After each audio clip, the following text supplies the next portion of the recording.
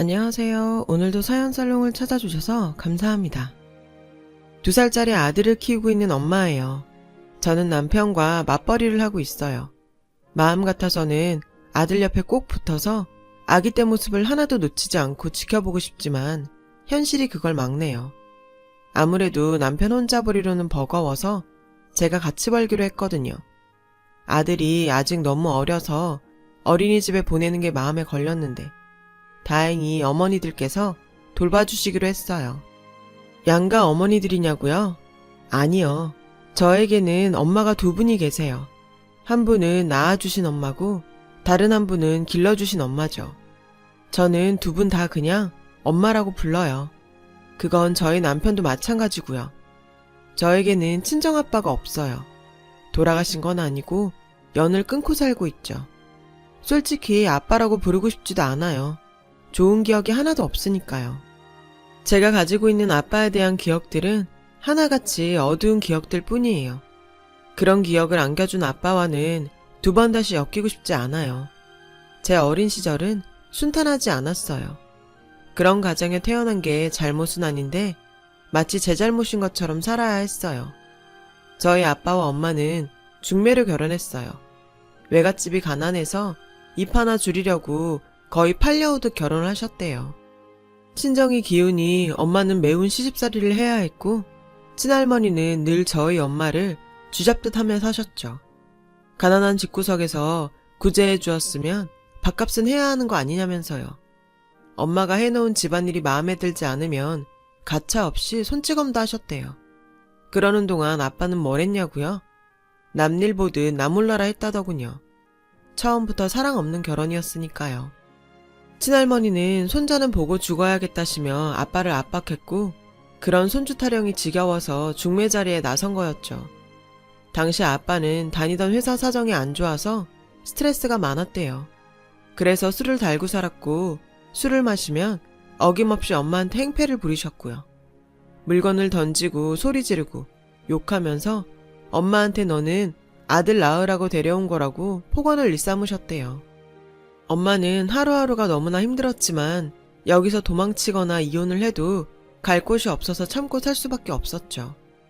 가난한 친정에 가봤자 입만 늘어났다고 불만 말고는 들을 게 없으니까요. 그저 묵묵히 참으며 견디는 것 외에는 엄마가 할 수 있는 일은 없었어요.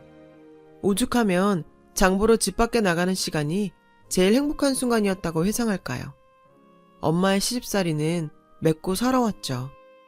그러다 결혼 후 1년 뒤 엄마는 저를 임신했어요. 임신 기간 내내 친할머니는 온갖 한약과 보약을 구해다 엄마한테 강제로 먹였고 아들 낳는데 좋다며 비린 잉어즈까지도 억지로 먹이셨어요. 이걸 먹어야 아들이 나온단다. 네가 아들이라도 낳아야 쓸모가 있지. 라고 하시며 기어이 다 삼키게 하셨대요. 그러나 그렇게 고된 임신 기간을 견디고 나온 아이는 딸이었어요. 바로 저죠. 엄마는 저를 보고 너무 행복했지만 반면 친할머니와 아빠한테는 딸인 저는 그저 쓸모없는 존재일 뿐이었어요. 그러니 산후조리나 제대로 해줬겠어요. 그렇다고 친정집으로 갈 수도 없었죠. 형편도 형편이지만 눈칫밥이나 안 먹으면 다행이었으니까요. 할 수 없이 엄마는 가정부일을 하면서 연을 맺은 분의 도움으로 남의 집에서 산후조리를 해야 했어요. 고작해야 열흘 남짓이었지만요. 그곳에서도 마냥 있을 수만은 없었거든요. 간신히 몸을 추스르자마자 집으로 돌아온 엄마를 기다린 건 더욱 따갑고 고된 시집살이었어요. 재구실도 못하는 것 이라는 말을 들으며 구박을 받게 된 거죠. 저는 기억을 못하지만 친할머니는 제가 울기라도 하면 발로 저를 툭툭 치면서 그만 울라고 윽박지르셨대요. 엄마는 저를 감추기에 바빴고요. 그나마 아빠는 제가 태어나고 나서부턴 술 마시고 행패 부리는 짓은 멈췄대요. 하지만 친할머니한테 엄마는 딸을 낳았다는 이유로 여전히 죄인이었죠. 100일이나 돌잔치는 당연히 못했어요. 그나마 돌 때는 엄마가 몰래 떡을 사다가 상을 차려서 기념을 해주셨어요. 그때 사진이 남아있긴 한데 제가 봐도 초라한 돌상이더라고요. 시간이 지날수록 친할머니 구박은 더욱 심해졌고 더는 견딜 수 없게 되었어요. 그러던 어느 날 집으로 누가 찾아왔어요. 문을 열어보니 엄마가 결혼 전에 살았던 동네 아주머니셨어요. 엄마는 반가운 마음에 어쩐 일이냐고 물었고 아줌마는 엄마를 원망하는 말을 하셨대요. 네 엄마가 널 그렇게 보고 싶어 했는데 아무리 내다 팔듯 시집을 보냈다지만 어쩜 이럴 수가 있니? 내가 분명히 네 시댁에 연락해서 전했는데 어떻게 코빼기도 안 비추니? 장례 마치도록 연락도 없길래 참다 못해 내가 찾아온 거다. 엄마는 그 말을 듣곤 주저앉고 말았어요. 엄마는 외할머니가 돌아가신 것도 모르고 있었거든요. 전 몰랐어요. 엄마가 그렇게 됐다는 건 들은 적도 없다고요. 그때 마침 친할머니가 돌아오셨어요. 친할머니는 아주머니를 빤히 쳐다봤죠.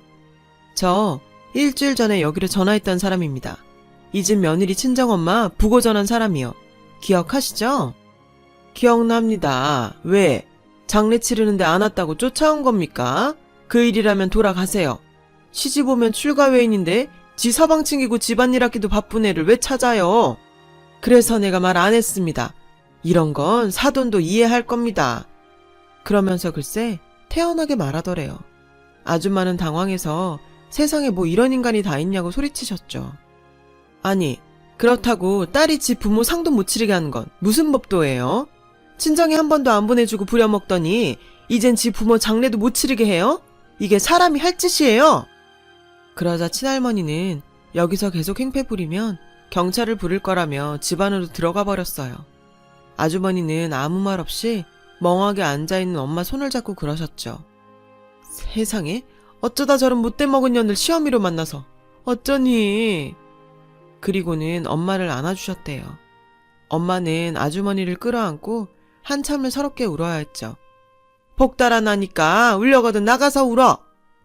친할머니의 호통에 엄마는 울음을 닦았어요. 그리고는 친정엄마 산소에 간다며 아주머니를 따라 나섰죠. 그 후로 엄마는 돌아오지 않았어요. 친할머니는 길길이 날뛰었어요. 집에다가 혹 하나 떨어뜨리고 지만 살겠다고 도망갔네. 엄마가 집을 나가자 친할머니는 고작 5살인 저를 보며 소리치셨어요. 아빠 역시 이런 상황이 당황스러웠죠. 그리고 다음 날부터는 저는 엄마가 받던 구박을 고스란히 받으며 살아야 했어요. 할머니는 엄마가 떠나자마자 바로 아빠의 재혼을 독촉하셨어요. 여자들 사진을 들고 와 선을 보라고 닥달하셨죠. 네 애미가 지금 이 나이에 저것 돌본다고 뼈가 빠진다. 애 키울 사람은 있어야 하지 않겠냐. 당신이 저를 돌본 게 뭐가 있다고 그런 식으로 말하는 건지 참 어이가 없었죠. 아무튼 아빠는 제가 7살 때 재혼을 하셨어요. 새엄마도 가난한 집안의 딸이었어요. 아니, 더 심했어요. 부모님도 돌아가시고 하나뿐인 언니는 다른 곳으로 시집가서 연락도 안 되는 상황이었으니까요. 새엄마도 저희 엄마와 다르지 않았어요. 오자마자 시집살이 당하고 아들 낳으란 구박을 들었죠. 아빠도 마찬가지였고요. 새엄마는 고된 집안일을 하면서도 저를 사랑으로 돌봐주셨어요. 처음 만나던 날부터 따뜻하게 안아주셨죠. 처음에는 새엄마가 어색했어요. 그때까지도 친엄마의 기억을 가지고 있어서 엄마가 둘이라는 사실이 혼란스러웠거든요. 새엄마는 그런 제 마음을 알고 이해하며 제가 마음을 열기를 기다려주셨어요. 그런 새엄마의 모습에 저는 조금씩 마음을 열 수 있었고 8살이 되어 초등학교에 입학할 때는 자연스럽게 엄마라고 부르며 여느 집 엄마와 딸 같은 사이가 되었어요. 돌이켜보면 친할머니의 괴팍한 행동과 아빠의 냉담한 태도로 인해 버티기 힘든 시간이었지만 그래도 새엄마와 함께 있을 수 있어서 버틸 수 있었던 것 같아요. 아빠는 다시 술을 마시기 시작했고 제 친엄마한테 그랬던 것처럼 새엄마한테 행패를 부리기 시작했어요. 또 다시 회사 사정이 안 좋아지기 시작했거든요. 그러던 어느 날이었어요. 제가 초등학교 4학년이 되던 날이었죠. 새벽녘에 엄마가 저를 흔들어 깨웠어요. 세영아, 일어나서 얼른 옷 입어. 아무 소리 내지 말고.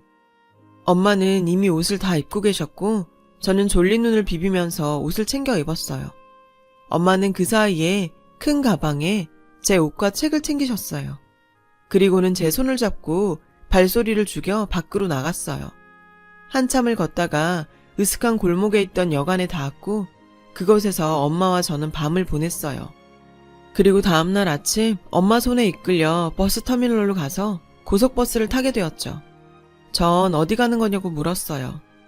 이제 엄마랑 세영이랑 둘이서만 살 거야.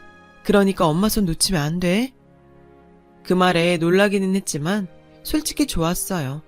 늘 괴롭히고 폭언만 일삼던 친할머니와 툭하면 술을 먹고 와서는 엄마를 때리는 아빠를 더 이상 보지 않아도 되니까요.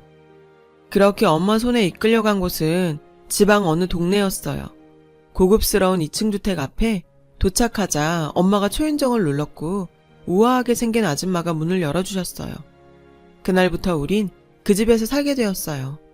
며칠이 지난 뒤 엄마는 어떻게 된 일인지 말해주었어요. 아빠 회사가 결국 부도가 나서 아빠가 회사에서 잘렸다고 했어요. 아빠는 그 사실을 집에 말도 안 하고 숨기고 있었던 거예요. 그러다가 엄마가 우연히 아빠 동료와 통화하는 걸 엿듣게 됐고 그렇게 알게 되었다고 하더라고요. 아빠의 실직으로 인해 아빠의 폭력과 할머니의 괴롭힘은 더 심해질 게 분명했어요. 엄마가 더 참을 수가 없어서 염치가 없지만 여기 사는 분께 부탁을 드렸어. 엄마는 중학교 친구를 통해 가정부 일을 얻으셨다고 했어요. 저와 엄마를 맞아주신 바로 이 집 사모님이었죠.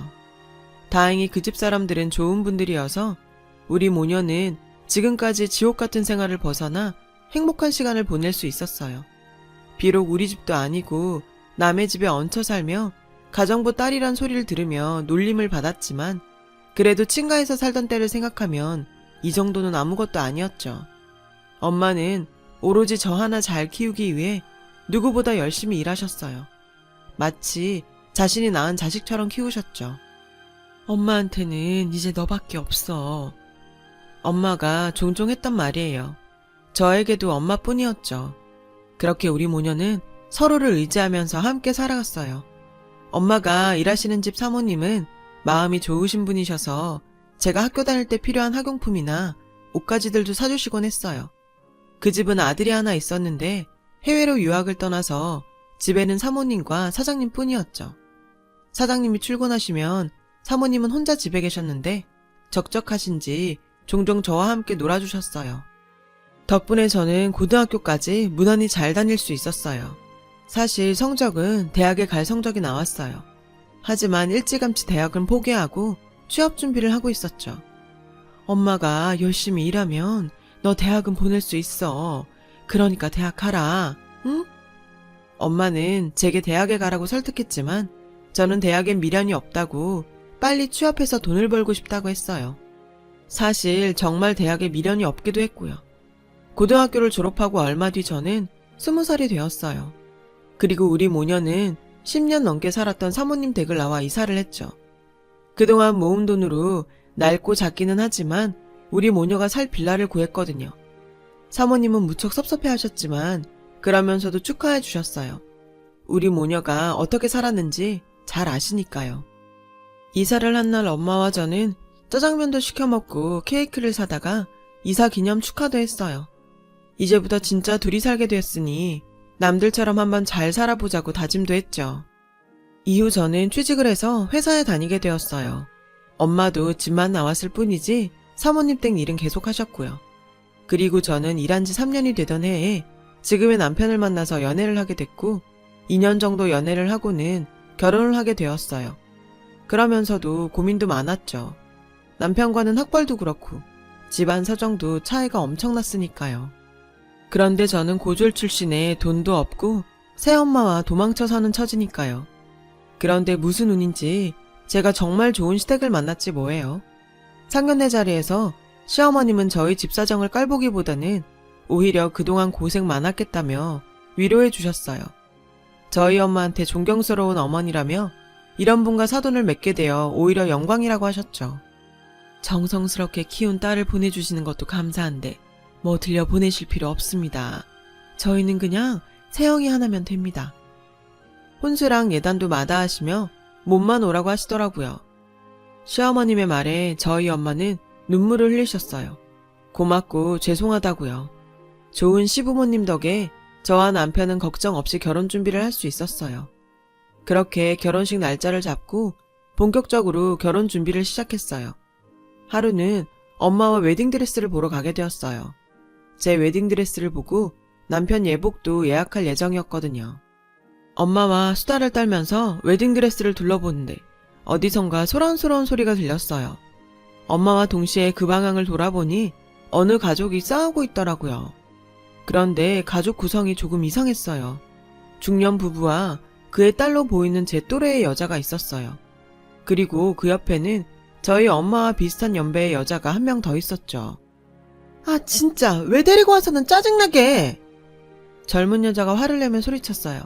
진정해. 그냥 가방 들어주는 사람이다 생각하고 네가 참아. 중년 여자가 달래더라고요. 그 옆에 다른 여자는 죄인처럼 고개를 숙이고 있었죠. 그때였어요. 제 귀를 때리는 소리가 들린 것. 일단 밥부터 먹고 오자. 그 목소리는 분명 아빠 목소리였어요. 엄마도 알아챘는지 놀란 눈으로 저를 쳐다봤어요. 우리는 그쪽으로 다가갔어요. 가까이 가보니 중년 남자는 다름 아닌 아빠더군요. 엄마와 저는 너무 놀라서 뒷걸음질을 치려는데 하필 그때 아빠랑 눈이 마주치고 말았어요. 아빠는 놀란 저를 보다가 제 뒤에 있는 엄마를 발견하곤 눈이 커지더군요. 시간이 흘러 저는 못 알아봤지만 엄마는 한눈에 알아보는 눈치였어요. 그때였죠. 옆에서 젊은 여자가 누군데 그러냐고 묻더군요. 아빠는 아무 말도 하지 않았어요. 기가 막히더라고요.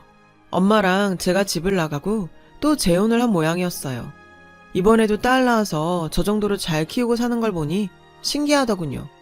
순간 저도 모르게 용기가 났어요. 축하드려요. 3번 결혼하셔서 겨우 운명 찾으신 것 같네요. 그 말에 아빠는 당황했고 옆에 두 여자도 덩달아 당황하더라고요. 유일하게 당황하지 않은 사람은 옆에서 초라하게 고개를 숙이고 있던 저희 엄마 연배의 여자뿐이었어요. 그 여자는 당황하는 대신 고개를 들고 저를 바라보았어요. 그리고 이내 눈에 눈물이 고였죠. 그 모습에 저는 놀라고 말았어요. 그 사람은 바로 저를 버리고 떠난 제 친모였으니까요. 친엄마는 저를 보자 세영아 라고 부르곤 저를 와라 껴안았어요. 저는 그저 멍하게 서 있을 뿐이었죠. 제가 정신을 차린 건 옆에서 들려오는 짜증스러운 목소리 때문이었어요. 아, 뭐야. 드레스 보러 와서 쪽팔리게. 젊은 여자의 말에 저는 정신이 들었어요. 무슨 말을 그딴 식으로 해요? 그쪽보다 나이도 많으신 분한테. 그쪽은 가정교육을 그따위로 받고 자랐나 보죠? 그랬더니 젊은 여자가 발끈하더군요. 아빠는 주변 눈치를 보더니 여기서 이러지 말고 나가서 얘기하자며 제 팔을 잡아 끌었어요. 저는 그 손을 뿌리치고 아빠를 밀치며 말했죠. 함부로 내 몸에 손대지 마세요. 당신이 뭔데 나한테 이러는 건데요?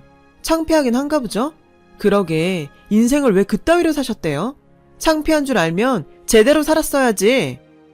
젊은 여자와 그녀의 엄마는 아빠를 노려보며 도대체 무슨 사이길래 이러냐고 따져 물었어요. 아빠는 난처한 표정으로 나중에 얘기하겠다고 하더군요. 왜요? 나중에 무슨 거짓말 하려고? 그냥 여기서 말하세요. 저 이 사람 딸이에요. 그리고 당신들이 구박하는 이 여자는 제 친엄마고요. 제 옆에 있는 이분은 아빠의 둘째 부인 제 새엄마예요. 보다시피 이 사람 부인이 여럿이에요. 툭 하면 술 먹고 부인을 두들겨 패고 살아서 제 친모도 새엄마도 이 남자 피해 도망쳐서 살았어요. 저희 엄마가 어떻게 다시 이 사람이랑 살고 있는지는 모르겠지만요. 제 말에 젊은 여자와 그녀의 모친은 충격을 받았는지 얼른 가방을 들고 샵을 나가버렸어요. 아빠는 한숨을 푹푹 쉬며 죽일 듯 저를 노려봤죠. 너 꼭 이렇게 해야 속이 시원하냐? 막말로 내가 널 버렸냐? 네가 날 버리고 네 새엄마랑 야반도주 한 거잖아. 근데 왜 내 탓을 해? 버르장머리 없는 자식 같으니라고. 버르장머리요? 당신이 그런 말 할 자격이 있긴 하고요. 맞아요. 저 제 발로 나갔어요. 왠지 알아요? 안 그럼 당신한테 맞아 죽는 엄마 보게 생겼으니까요. 당신 엄마나 당신이나 인간들 아니잖아. 인간이라면 그러고 살 수 없는 거잖아. 창피한 줄 알고 사세요. 그 길로 저는 엄마를 데리고 나갔어요. 씩씩거리며 걸어가는데 뒤에서 누가 제 이름을 부르더군요. 친엄마였어요. 솔직히 전 친엄마에 대한 감정도 좋지 않았어요. 어쨌든 절 버렸으니까요. 친엄마는 당신 얘기 좀 들어달라고 울면서 사정을 했어요. 그러기 싫다고 매몰차게 끊어내는데 엄마가 제 손을 잡고 일단 얘기는 들어보자고 절 설득하셨죠. 엄마의 말에 저는 더 이상 고집을 부릴 수 없었어요. 우리는 근처 조용한 곳으로 갔어요. 차분히 앉아서 친엄마한테 모든 사정을 들을 수 있었죠. 엄마랑 제가 집을 나간 지 1년 정도 지났을까? 친엄마는 7년 만에 집을 찾아갔대요. 일을 구한 상황이었고 이제 돈도 버니까 절 데리고 가려고 말이죠. 그렇게 도망간 거 너한테는 정말 면목이 없다. 죽을 죄라는 거 알아. 그래도 언젠가 꼭 널 데려오려고 했어. 친엄마는 울면서 그러더군요. 하지만 정작 집에 가보니 저는 없었고 2번의 결혼 실패와 실직으로 망나니가 된 아빠는 친엄마를 보자 붙잡고 놔주지 않았대요. 그렇게 반강제적으로 아빠와 재결합을 하게 된 거죠. 또 다시 힘겨운 생활이 시작된 거죠. 여전히 아빠는 술만 먹으면 엄마를 팼고 친할머니의 표독스런 시집살이도 여전했죠. 다행히 얼마 뒤 친할머니가 돌아가셨고 구박에서는 벗어날 수 있었다더군요. 대신 아빠가 여자들을 끼고 다니기 시작했어요. 애인들에게 돈을 다 퍼주고 엄마를 애인들의 하녀처럼 부리기 시작한 거죠. 현재 만나는 애인은 이혼녀였더군요. 아까 그 젊은 여자의 엄마죠. 엄마 바보야? 옛날처럼 도망이라도 치지 왜 그러고 살아? 저는 울면서 소리쳤어요. 언젠가 세영이 네가 다시 그 집으로 돌아올지 몰라서 그래서 있었어. 그 말을 듣자 새엄마는 친엄마를 꼭 끌어안으셨어요. 한 남자로 인해 힘든 시간을 살아온 두 여자는 한참을 끌어안고 울었어요. 그 모습을 보니 가슴이 무너지더군요. 얼마 뒤 저는 변호사를 대동하고 아빠 집으로 갔어요. 그리고 그 집에서 엄마를 데리고 나왔죠.